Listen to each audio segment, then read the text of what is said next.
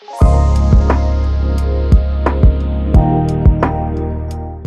lieu est particulier pour moi puisque c'est sur ce site de la motte castrale d'Olby que j'ai effectué les premières fouilles archéologiques d'ampleur dans ma carrière. Alors la recherche archéologique sur Olby s'est déroulée en plusieurs phases en fait, dans l'optique de comprendre un peu mieux les phénomènes de construction du village et d'implantation des sarcophages qui avaient été découverts, des bâtiments qui étaient en dessous et de la motte castrale, afin de comprendre un petit peu la genèse complète de ce village. En fait, ce qui s'est passé, c'est à Olby, au départ, sur ce territoire, on s'est rendu compte qu'il y a une occupation très importante et qui a duré dans le temps.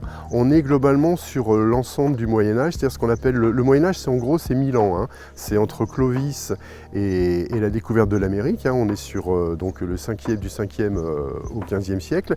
Et Olby a la particularité à cet endroit-là de la motte castrale de représenter un petit peu chaque strate archéologique, historique, est représentée par des niveaux. Il va y avoir sur cette zone même où on est actuellement l'implantation de bâtiments en pierre liés à la terre. Ce sont des bâtiments d'habitation qui sont conservés très bien sur à peu près au moins 2 à 3 mètres de haut, sous la butte qui est derrière moi, qui correspond à ce qu'on appelle une motte castrale, qui est venue recouvrir des bâtiments carolingiens. En résumé, on a une zone funéraire, ensuite une zone d'habitation qui est assez difficile à caractériser. Les fouilles n'ont pas pu montrer exactement à quoi correspondait ce bâtiment. On pense qu'ici, il y a un lieu important avec un seigneur et un premier type de centre de pouvoir, peut-être une tour, peut-être des bâtiments d'habitation, mais réservés à des élites. On n'est pas sur de l'habitat paysan. On construit un premier château qu'on appelle une motte castrale, qui est un château en terre et en bois,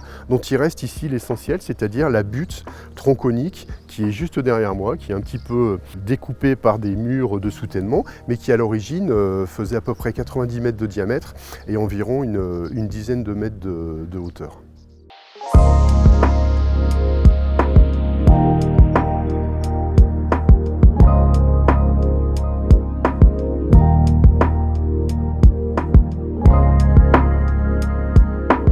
Je suis passionnée d'histoire et découvrir justement le passé de mon village, ça m'intéressait énormément. Donc quand j'ai su qu'il y avait des fouilles qui avaient débuté à Olby, je suis venue me présenter aux archéologues qui m'ont gentiment proposé de participer au chantier en tant que bénévole. Déjà sur le plan historique, parce que ça m'a permis de découvrir l'histoire de mon village et son passé insoupçonné. Ensuite, sur le plan personnel, puisque étant originaire du village et ma famille y étant installée depuis plusieurs siècles, j'ai pu être immergée directement dans mes racines, ce qui a donné une dimension toute particulière à cette expérience. Ça m'a permis de voir comment fonctionnait un chantier de fouilles archéologiques, ce qui est déjà en soi une expérience captivante.